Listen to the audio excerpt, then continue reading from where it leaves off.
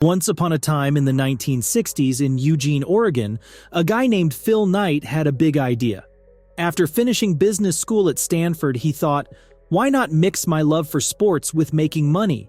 So he decided to start his own sports shoe brand. He noticed that the German brands like Puma and Adidas were ruling the market in the US at the time, but their sneakers weren't top-notch. Phil saw this as a chance and said, I can do better. Little did he know his business would grow into a $31.307 billion empire. But how did he do it? A great athlete, a great advertisement, and a great product. That's the simple philosophy that turned a small Oregon company into the biggest sports brand in the world. But way before he became a millionaire, Philip Hampson Knight showed he was full of initiative. When his dad, who worked at a local paper, wouldn't give him a summer job, Phil went to a rival paper and got hired to write sports scores. Later, he worked as a reporter at the University of Oregon, where he graduated in business in 1959. That's where he met Bill Bowerman, a track coach who became his partner. After a stint in the Navy, Knight got his MBA from Stanford Business School in 1962. That's when he had his first big idea, Japanese shoes to take over the athletic shoe market from the Germans. Phil Knight went to Japan to meet with Onitsuka, the company behind Tiger sneakers. Impressed by the low cost and quality, Knight secured the rights to distribute these shoes in the western United States. Bowerman was also impressed with the materials. So in the 1960s, with a handshake and $500 each, they started Blue Ribbon Sports, a distributor of Japanese Tiger brand sneakers. The first shipment of 300 pairs arrived in 1964. Knight sold them from his green Plymouth Valiant, while Bowerman, obsessed with improving footwear, tweaked some pairs of Tigers to make them lighter and tested them on his runners. What happened next was amazing.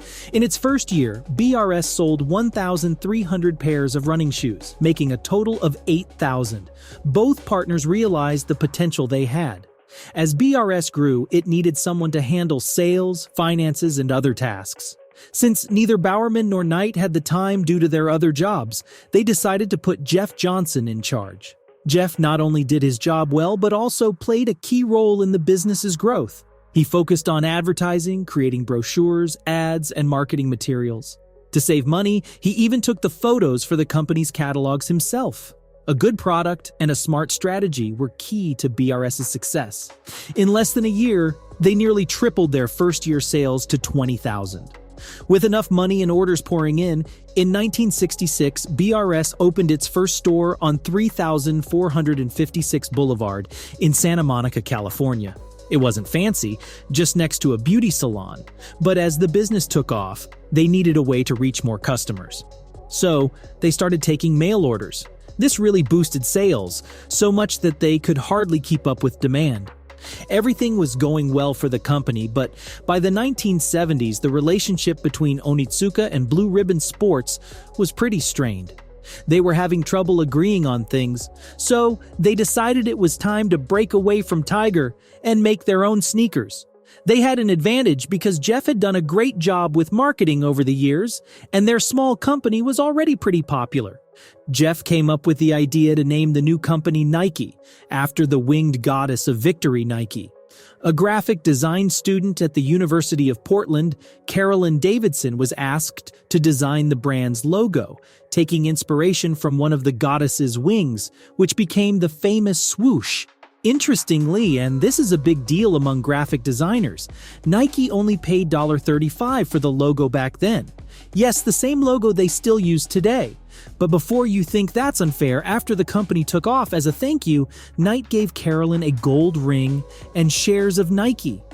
But going back to the 1970s, they were all set to design their first line of sneakers. Luckily, all three of them were experts in the field, and Bowerman had been experimenting with different materials and designs for years. They knew exactly what the key characteristics were to create a great product. Their brand debut happened in 1972 at a track and field trial. One model, entirely designed by Bowerman with a waffle-shaped sole, caught everyone's attention due to its perfect grip on the track and lightweight feel. Thus, the waffle trainer was born, later nicknamed Moon Shoes, because the imprints it left were similar to those left on the lunar surface by the Apollo 11 astronauts. 12 pairs of this prototype were made for the runners in the 1972 Olympics. A year later, an improved commercial version was released, and by 1974, it had earned a reputation as America's favorite training shoe. Its status in running history is so remarkable that in 2019, an unworn pair of those waffle prototypes sold for nearly $500,000 at an auction. In Nike's early days, the waffle sneakers broke new ground by moving beyond just sports functionality and becoming a fashion statement. Their unique texture and innovative design made them stand out. It was then that Nike's marketing genius had a game-changing idea. They noticed how sneakers were becoming more than just workout gear and saw an opportunity. People could wear them everywhere, in school, at work, at the store, in their everyday lives. So Nike decided to make their popular trainers in a blue color that would go well with jeans. It was a simple but revolutionary idea. This marked the moment when sportswear began blending into mainstream fashion. Soon after, Hollywood star Farrah Fawcett was seen skateboarding in a pair of Nike Cortez, another iconic Nike shoe known for its great cushioning. What Fawcett wore instantly became trendy, and Nike became a household name in fashion. But even as people started wearing them in their everyday lives, Nike's core essence remained unchanged. Made by athletes, for athletes. And based on this principle, Nike understood early on how crucial it was to its reputation as an athletic gear maker to have the endorsement of, obviously, famous athletes. As expected from a company founded by Oregon locals, they discovered a young man from the small coastal town of Coos Bay named Steve Prefontaine. He was chosen for his athletic prowess and ability to draw crowds to his races. Prefontaine ran in the 1972 Munich Olympics wearing Nike shoes, making a big impact worldwide. He continued to represent Nike until his untimely death at just 24 years old. But with him, Phil Knight discovered the power of an athlete to make a brand popular, a lesson that would be fully realized when he signed a contract with a young basketball player named Michael Jordan in 1985 to wear their products. It was undoubtedly the most important moment in Nike's history, but even before that happened, the company was already seeing the benefits of their hard work. By the late 1970s, Nike was growing, but the real game changer was on the horizon. In 1979, NASA engineer Frank Rudy approached Nike with a groundbreaking idea, adding air capsules to the midsole of sneakers to provide better cushioning and performance. This idea led to the development of Nike Air technology. In 1980, Nike introduced the first shoe with Nike Air technology, the Air Tailwind. This breakthrough not only changed how people viewed athletic footwear but also positioned Nike as an innovative brand leading the way in footwear technology. As a result, by the same year, Nike had captured a 50% market share in the U.S. athletic footwear market, and the company went public in December of that year. Money was pouring in, and this led to a period of transition where many of the company's original leaders pursued other ventures. By the mid-1980s, Nike had lost its industry lead due to a misjudgment in the growth of aerobics, which allowed competitors to gain ground.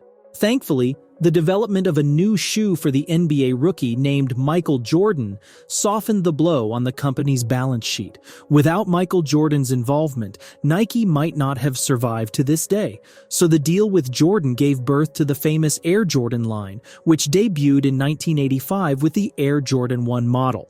Designed by Peter Moore, the Air Jordans weren't just innovative in terms of performance, they also set new standards of style in the world of athletic footwear.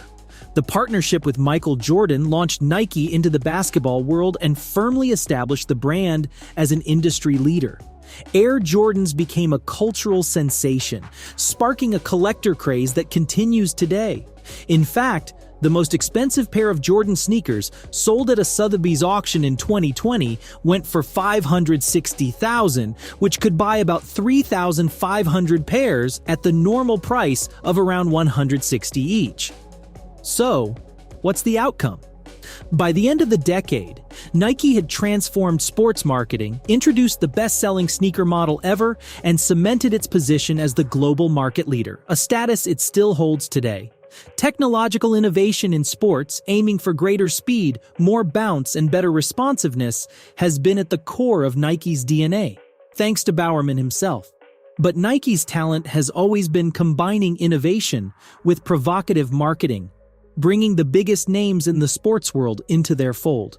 The world's top athletes like Tiger Woods, Roger Federer, Maria Sharapova, Rafael Nadal, Cristiano Ronaldo, Ronaldinho, or LeBron James, among many others, have proudly sported the symbol that Nike bought for $35. The Nike brand isn't just about making shoes and sportswear.